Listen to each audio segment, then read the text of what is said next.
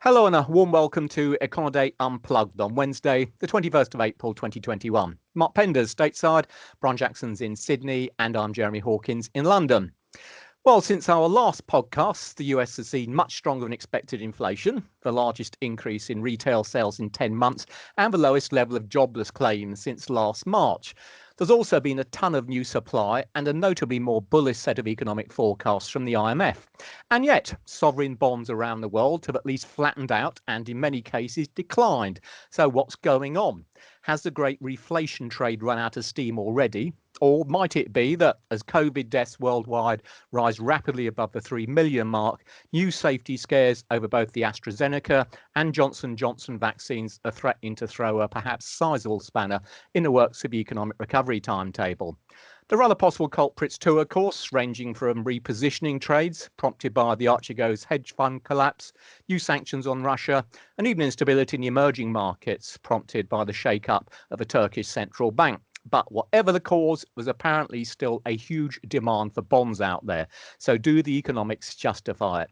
Well, it's our global roundup this week, so let's have a go at finding out. We'll kick off with Mark. So I suppose the obvious question then, what's changed? Not actually. Not only has little change changed relative to forecasts. So far, the U.S. economy is performing pretty much as forecast, a little bit better than forecast, a little bit stronger. But as far as big surprises, nothing too big. The central theme, of course, the central concern is inflation, and the most readings are going up or moving higher, including inflation expectations, which are jumping sharply, as well as business expectations for inflation. They're on a steady rise. Both of these levels in readings from the University of Michigan and the Atlanta Fed are at decade highs or thereabouts. And this was pretty much projected, along with it, core prices, excluding energy, which is important because energy is giving a general lift to everything. Excluding that, it's on an upward move. I wouldn't call it something. It's a climb. It's not a sharp. It's not an incredibly sharp climb yet, and it depends, of course, how you look at it. The comparisons are for the Federal Reserve in their general communications to the public are expressed in annual terms, and these are being given a lift by an easy comparison with this time last year, which was the lockdown when price pressures were very subdued. So you really want to look at the month-to-month moves, which is what the market looks at anyway in the U.S. And they have been on the hot side, 0.3% for the core CPI. In March, doesn't sound like a lot. It was over, but it was over Econoday's consensus. It's the month to month that is really taking on the close observation now, and it's moving higher. And we had Jerome Powell reacting to it. There is an inflection point right now for the Fed in its communications, and they're approaching this in a very cautious way, adding an adjective here, an adjective there.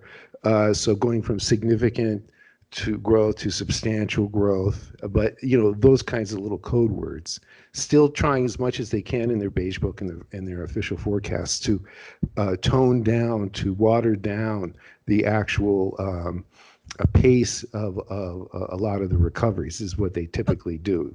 Okay, Mark. So given what you've said so far, which you've taken at face value, you would kind of think that if anything's going to happen, then you see these bond prices falling and yields starting to move up again.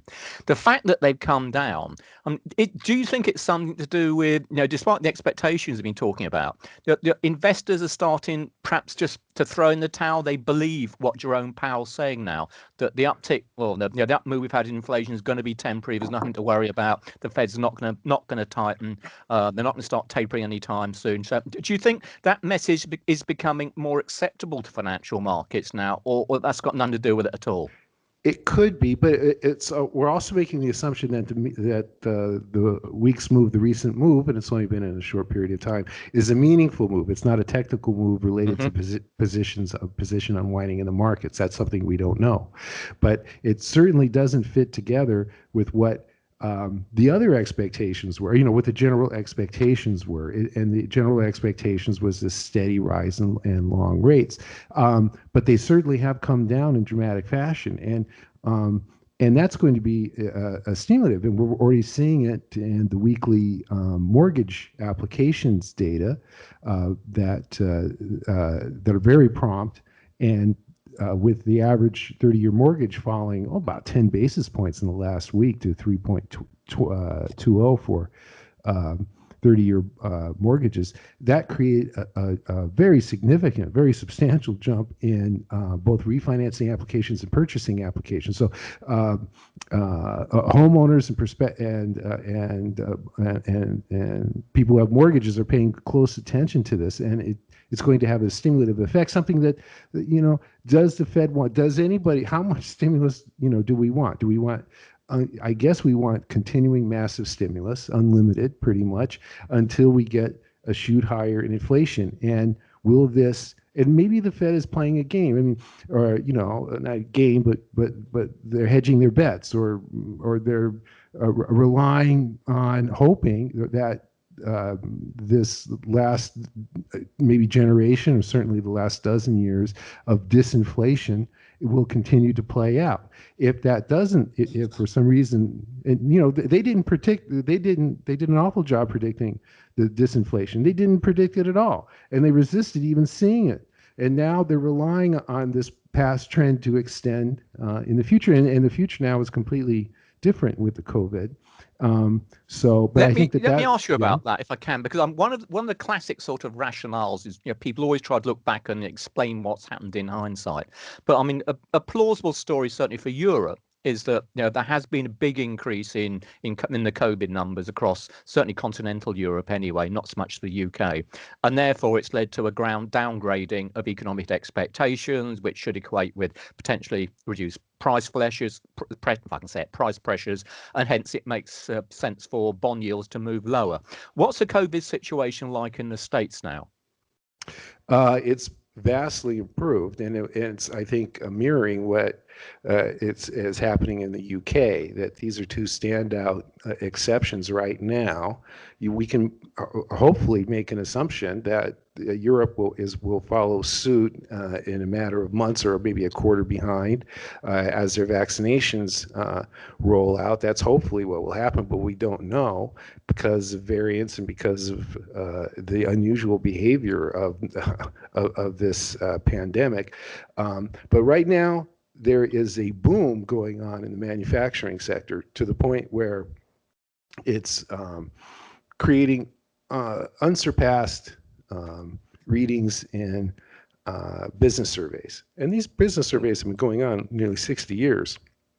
And there's never been anything like it. Maybe in the ups and downs of the oil situation in the 70s, which created bizarre comparisons one month to the next. But for a sustained period of time now, for maybe the last 6 months at least, these readings are through the roof. So that's creating price pressures, and there's plenty of pressures, plenty of evidence for a pass-through. We see it in producer prices. And when I was talking about the Fed downplaying in the Beige Book last week, they were saying, well, we have, the Beige Book interviews their business contacts, many of which are part of their boards and those kinds of things.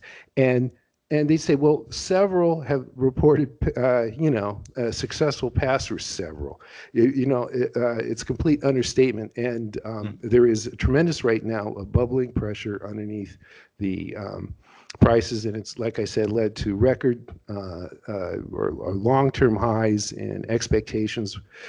So I think there is, plus I'm not sure there can be any more stimulus possible for the U.S. economy. We just had the March stimulus.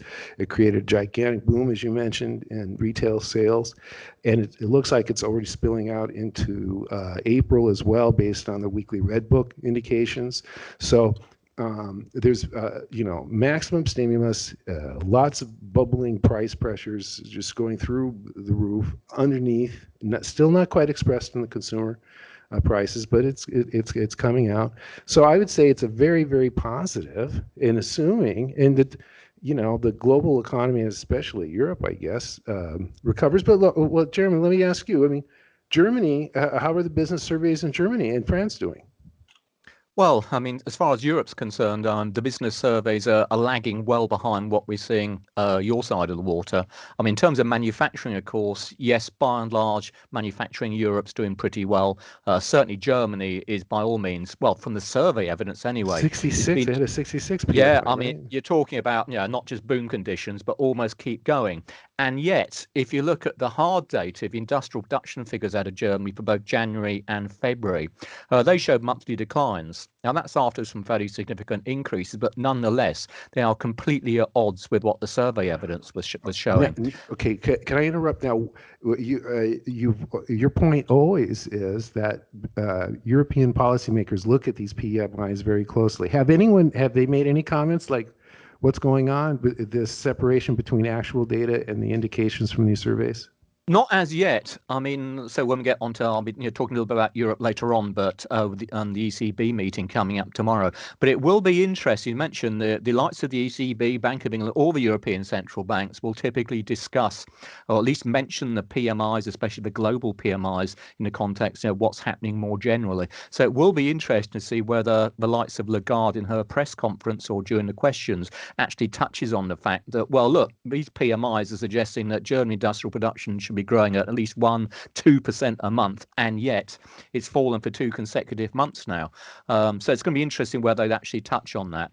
But I think, although the PMIs would suggest that German first quarter GDP growth is going to be positive, just simply looking at the hard numbers we have them at the moment, and okay, we don't have that many yet for the first quarter because they tend to lag in terms of the releases, but it looks very much that Germany is going to contract by, I suspect, between 1 and 2%, something like that. Have there been previous episodes where we've had that disconnect between those two sets of numbers? Yeah, good question. I think, well, we have done, but to be honest, perhaps it says something about what's going to happen now. Where we've had the big about your side of the world, but in Europe, the big disconnect has tended to come when we get major turning points. So, for example, we go back to the global financial crisis when we saw the downturn there. The downturn was much more pronounced, I think, than the PMIs were suggesting, and similarly, upswing wasn't caught by the PMIs on the way up. But by and large, they do tend to have a pretty good track record, let's say, looking at the composite output index for the Eurozone and Eurozone GDP. They do tend to track each other normally quite well. Okay, Mark, I know you've got to do a runner. I do. I have to run up, but I have one question. You covered the Bank of Canada today, and no action in COVID. Their vaccination situation isn't as good as the U.S.'s. But I did see that are they tapering? What and I'm thinking, are they ahead of everybody? And what does this mean for the Fed? Yeah, well, I don't think it means too much for the Fed, but it's going to be interesting to see whether or not financial markets get a bit spooked by it. So what we saw come out the Bank of Canada today, no change in interest rates, which was very much as expected, but they did come out and taper their quantitative easing program. So that's been running at net asset purchases of 4 billion a week. At least 4 billion a week, I should say, since last October. That has reduced by 1 billion to 3 billion as of today. Now, to be honest, the markets had been expecting that, so there wasn't too big a move in terms of, well, certainly reaction to the bond market, but the Canadian dollar has certainly reacted to it quite positively. And I guess the question now is whether or not we're going to see, markets start as they do. If one bank goes in one direction, will the rest follow? Whether it's going to start to pull forward perhaps some of the speculation of a timing when other central banks actually taper themselves. Well, to be honest, I don't think it will have any impact from that angle, but it's going to be interesting to see what it does to speculation. Well, but not quickly to answer your question. Sorry. I'm looking at their balance sheet, and it has come down a little bit to just maybe $20 billion Canadian dollars over the last couple of months. It's at 550 billion. Is that what we should expect? Well, we're going to start to see certainly the rate of increase slowing anyway, but there have been a number of redemptions going through, which of course always leads to distortions in the balance sheet. But it's worth remembering, I mean, at this stage, all we're talking about is tapering. So the quantitative easing program is still there. We still have a very accommodative policy. We got near zero interest rates. Their benchmark rates at 0.25%. They are still making their asset purchases. So the big picture is one that policy remains very loose, very accommodative, but it's simply not as accommodative as it was before. And the way markets look at it, you put a straight line through it and it's going to equate with interest rates at some point. And on that front, the Bank of Canada previously had been kind of suggesting that the first hike in interest rates wouldn't come through until 2023. On the basis of their updated economic forecasts, it now looks as if they're probably going to start tightening second half of next year. So a bit earlier, but interest rate hikes still a long way down the road. And also kudos to you and to the company and to our company's consensus divergence index, which Canada has been leading for the last several weeks, at least in the 40s and 50s, I think, and that plus score leading other major economies, indicating that economists, forecasters were underestimating Canadian data. And now we see the Bank of Canada moving forward some of their numbers, right? So that would be consistent with the Bank of Canada also having under forecast Canadian strength. Well, I'll tell you what, I don't like to pick holes with forecasters because we know we all get it wrong, badly wrong on some occasions. But if we go back to the last monetary policy report from the Bank of Canada, they then expected first quarter Canadian GDP to contract at an annualized rate of 2.5%. Which, to be honest, I think a lot of people at the time thought, well, it's certainly possible anyway. They've now revised up that, was what I call an estimate now, because at least they got some data for the first quarter, to growth of 7.5%. So it's a massive turnaround. So I think in many ways, had they not done something with policy today, their credibility would have just gone out the window. But our Econoday readers would be less surprised than others. I have to run. Okay. Okay. Thanks talk to you guys later. Okay. Cheers. We'll get you next time. Thanks for that. Okay, bye. Okay, so let's move down to the Southern Hemisphere and Brian, of course. So if COVID is in the driving seat anywhere at the moment, I guess it's India, where recently new cases have been soaring to record levels on almost a daily basis. Of course, yields started to fall there well before the US, back in early March time. So how bad is it looking in India? And do you think the current COVID situation to have any impact on the RBI?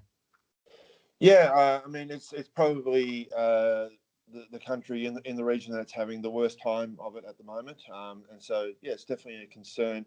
And but I think in terms of policy, it's probably not going to have a huge impact because all the indications that we've had from the RBI recently is that they want to try and continue to support whatever economic recovery is going there in India. And so this is probably just going to reinforce their caution about withdrawing any of that policy support that they have been providing in recent months. Do you think we've had some concerns expressed about the inflation outlook in India, but that's mainly just sort of reflecting food prices. Do you think the COVID numbers would make them perhaps that much more willing to tolerate above target inflation? I think at least in the near term, yes. They have sort of indicated that if inflation does pick up a little bit, that they're still going to keep that priority on providing support to economic activity. Some talk that it's mainly sort of food prices that have been driving the month-to-month swing in inflation. So they tend to look through that, past that, and to try and take a bigger picture. So yeah, it doesn't seem to be any appetite to withdraw that policy support for some time. And this latest surge in cases and the potential for renewed restrictions on activity will likely reinforce that. Okay, great. Let me ask you about China. We had the first quarter GDP figures out the other day, whenever that was.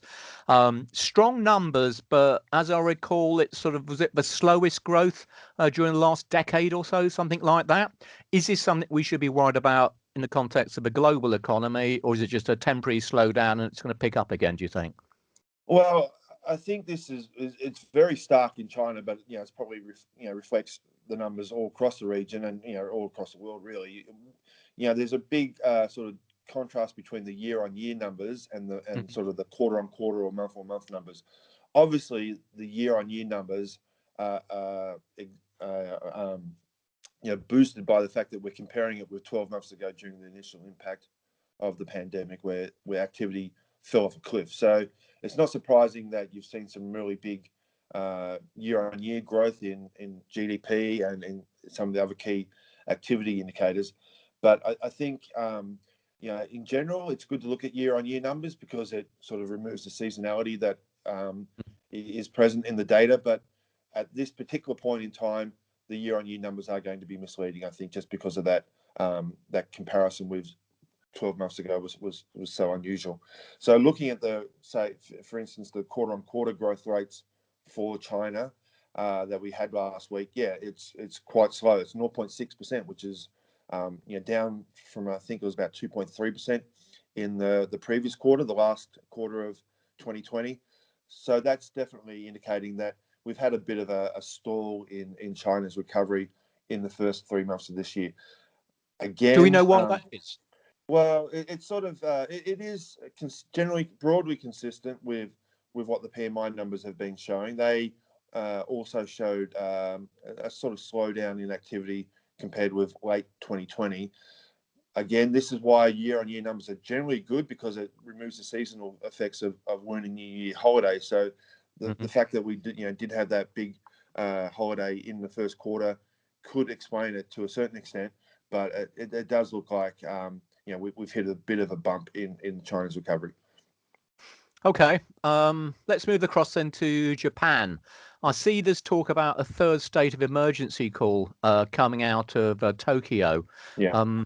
I guess that means the situation out there is deteriorating, and presumably, again, implications for the way the Japanese economy is going to perform over at least the near term. Well, I mean, this is, I think, as you said, it's probably the third time that we're having this state of emergency, particularly in Tokyo and some of the surrounding areas. So it's been having an impact on activity for a while now. They just can't get on top of it compared with obviously other parts of the world. It's not as bad, but it is having an impact on the public health restrictions and what people can do. So unfortunately, it just means that this recovery, which hasn't been huge to begin with, is probably going to just continue to have this sort of hindrance to it. And again, I don't think it's going to have an impact on policy too much, because there was never any indication that they were going to sort of move towards removing that policy support. So it just but obviously the key concern is whether these Olympic Games can still go ahead, and in what circumstances. And the hope was that would provide a real sort of boost to economic activity, and the risk is that it's just not going to be as significant as we were hoping. So there's a real sort of there's some real gaps or divergences across the region in terms of how COVID is playing out in the last month or so. So we've already mentioned India, Japan having this sort of persistent number of cases in Tokyo, but elsewhere in the region we are seeing improvements. Obviously, China's going full steam ahead with its vaccine program and rollout. Hong Kong and Singapore also looking a bit better than what they were previously. And down in my part of the world, Australia, New Zealand, the news has been reasonably good over the last month or so, and just unwinding a lot of the restrictions and opening up a travel bubble between the two countries. Okay. I noticed, well, certainly I'm just looking at Canada earlier on this week. We had a record set of housing starts data. Housing market certainly booming in the UK, it seems, doing pretty well in Eurozone, and certainly clearly it's red hot as far as the US is concerned. And so New Zealand government, they've trying to put new measures through to sort of slow down the housing market out there. Is this a sort of the same sort of phenomenon in Australia and New Zealand that we're seeing in other parts of the world now, whereby these extremely low interest rates are really leading the house market to boom? Oh, absolutely. And so there's no appetite in both Australia and New Zealand to move on policy rates. They've been very explicit in saying that they don't see the conditions being right to start to increase policy rates again for a long time. RBA is very explicit, saying 2024 is probably when they'll be in a position to do it. So and so that's just given the green light really to investors say, okay, we can borrow and be very confident that rates are going to stay at these really low levels. So let's do it. And so that means obviously that regulators and authorities aren't going to just sit back and let that happen if they think that it's going to cause problems further down the track. So, but they don't. They've taken their main policy tool off the table to some extent. So you're looking at more regulatory or sort of quantitative measures to try and just keep a lid on excess investment in the property market. Okay, excellent. Anything else you want to chip in from your part of the world? No, I mean it's just I feel like the policymakers have just sort of pressed pause for the time being. Yeah, that's the main thing to know. Just because they're trying to get through the stage where the year-on-year numbers are really impacted by what happened at the start of the pandemic, and so they're a little bit cautious about reading too much into particularly near-term increases in inflation, and so for the time being they just want to sit still and continue to provide that support to economic recovery. Okay, excellent. Right, I suppose on to my part of the world in Europe. Well, it's not too good news really coming out of at least for the European Union currently, where the COVID numbers are very much dominating the media headlines. Cases have been rising sharply across most of the region. Although there has been certainly an acceleration in the distribution of vaccinations now, on the whole, it's still lagging well behind the likes of the UK and what we've seen in the US as well. By and large, as mentioned earlier on, it does seem to be having some impact on the bond markets in Europe, simply because expectations are gradually being downgraded about just how quickly the recovery is going to be delivered, particularly in terms of the Eurozone. With regards to that, I suppose the main focus this week will be the European Central Bank meeting, which we have tomorrow. If people remember, at the March meeting, they decided to increase their spending, or their asset purchase, I should say, under the so-called PEP, their pandemic emergency purchase program. We don't have a specific target for that, but looking at the weekly banking sheets from the ECB, it does seem that they have started to step up their asset purchases there.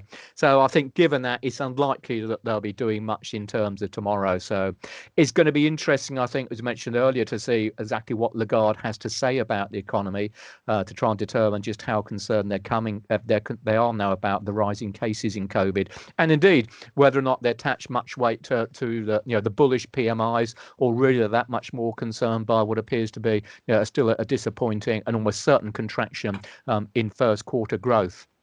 I did have some good news today, and that was regards to the new generation EU fiscal package, which has been bogged down in the German law courts. That actually went through as passed today, so that should help to speed up the delivery of fiscal support. Having said which, still short of a lot of ratifications by member governments. In fact, there's only about 3/4, if that, I think, of all the EU members who have ratified this support package so far, and that's supposed to be done by the end of this month. And if it's not, then there's certainly room for an overrun, but it would delay the rollout of the spending program. And of course, that's going to in itself going to weigh on the speed at which recovery can come through in the first place. So by and large, it's been a miserable picture, I think, in terms of the numbers coming out of the Eurozone. I mean, are there any bright spots at all, or is it pretty consistent across the whole region? Yeah, to be fair, it's pretty consistent. I think what we've seen is that, I mean, it's trying to compare what's going on continental Europe and what's going on the UK at the moment. They're kind of, both the regions are in the same boat in terms of the first quarter. The UK introduced a solid lockdown right across the country in the beginning of January, and that's going to be reflected in a poor first quarter, full stop. It's just a question of how bad it's going to be. For the Eurozone, it's been a kind of a mishmash of tightening of regulations to different degrees in different states. So the likes of France were determined not to have a new full-blown lockdown. Eventually, it had to give way because the COVID cases were going up so far. Germany's been having sort of a partial lockdown, and as we record this podcast, Angela Merkel at the moment is trying to get through Parliament changes to the law to allow her to introduce a more general lockdown and tighter regulations, because COVID cases again are going up there, and we've seen similar mismatches of policies being introduced elsewhere. So by and large, I mean, the answer to your question, all of Europe or continental Europe at the moment is really struggling. It's just a question by how much. The good news from where I sit in the UK is the fact that, of course, the vaccine rollout over here, started so much earlier than the EU, and it's going to be completed a good deal earlier as well. If we look at the current rollout rate, about 60% now of the UK population has had at least one vaccination. That compares with about 25% or so on average for the European Union. So it's translating into, at the moment, sort of a downgrading of economic expectations for continental Europe. But by and large, investors are getting increasingly confident that we will see a solid recovery coming through in the UK. And indeed, although we don't have much data on the UK second quarter yet, looking at some of the higher frequency figures we get from surveys and from foot traffic going into the retail sector, it does look as if consumer demand picked up quite sharply at the beginning of this month, when the lockdown process has really started to ease significantly. So hopefully, at least it looks as if the UK number is going to start improving quite significantly soon. This is just a bit of an aside, but in a situation like this where you do have a bit of a divergence between UK and the EU, I was just wondering, how does that impact Ireland in particular? Just as a bit of a is it an outlier to the rest of Europe because it's a bit more correlated with what's going on in the UK? That's a good question. Yeah, I think, well, obviously we got Southern Ireland, which is still part of the EU, Northern Ireland, which is part of the United Kingdom. I think because we do still have very close trade links with Ireland, I should say the island of Ireland. Sure. It's probably the case that when we see strong figures coming out of, let's say, Great Britain, you also tend to see, some positive knock-on effects for certainly Ireland anyway. So the country actually part of the European Union. But in general, I think, because the trading relationship between the UK and the EU is still very strong anyway, albeit hit by Brexit. When you get one side, starting to move well away from the other side tends to be either drag it down or it gets pulled up by it. But I think, yes, there's certainly perhaps more of a correlation between the UK and Southern Ireland than there is between, let's say, the UK and what's going on in Germany or somewhere like that. I should quickly mention it, actually, in terms of Brexit, we had the February trade figures out of the UK and from the February numbers out of the European Union as well. It does still look as if this Brexit issue, so the problems as companies try to get used to the new trading arrangement now that Brexit has gone through properly, is still negatively impacting trade flows between the EU and the UK. Not as much as in January, but certainly it was still a negative factor for February, albeit, of course, trying to identify exactly how big it is anyone's guess, because we've got all the COVID problems going on at the moment as well. Right, what else should I say from my side? Not really a great deal in terms of UK. So it has been a relatively quiet time in terms of numbers. Again, over here, it'll be flash PMIs, which will be dominating markets' attention outside of the ECB. That'll be for Europe and the UK to get some kind of idea about what's going on in April. I think the hope is going to be that for the UK, because of the easing of some of the lockdown restrictions, we may see some semi-respectable numbers.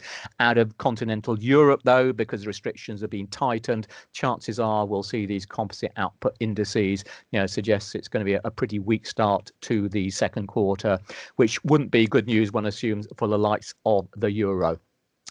But you don't expect to see much of an impact from this soccer Super League? Oh, what a complete and utter shambles. Obviously, we're not a sports podcast, but dear, oh dear. You've got to think someone got something slightly wrong somewhere. No, there's not been much of an impact in the sense it clearly isn't going to happen in the shape or form it's supposed to. I think as we speak, most of the football teams which are supposed to be participating in a Super League have pulled out already and are rapidly trying to draft together various shapes and forms of apologies to fans and supporters and everything else about what's going on. Well, I think it's pushed the COVID off the front pages for at least a couple of days. Oh, it has, which makes a nice change, to be perfectly honest, even if you do wonder, say, what some of these business people think they can actually do about businesses. And of course, we haven't talked about cricket yet, but perhaps we should leave that for another time. Well, I guess that's kind of it from my side. Anything else from yours? Otherwise, we shall wrap it up. No, that's all good. Thank you. Good. Okay, I'm sure we've been prattling on long enough anyway. So let's wrap it up indeed then. So on behalf of Brian, Mark, and myself, thanks as always for listening. Podcast will be back again next week. And in the meantime, of course, you can find all the key market moving data and events listed and analysed in Econoday's global economic calendar. We'll see you next time. Bye for now.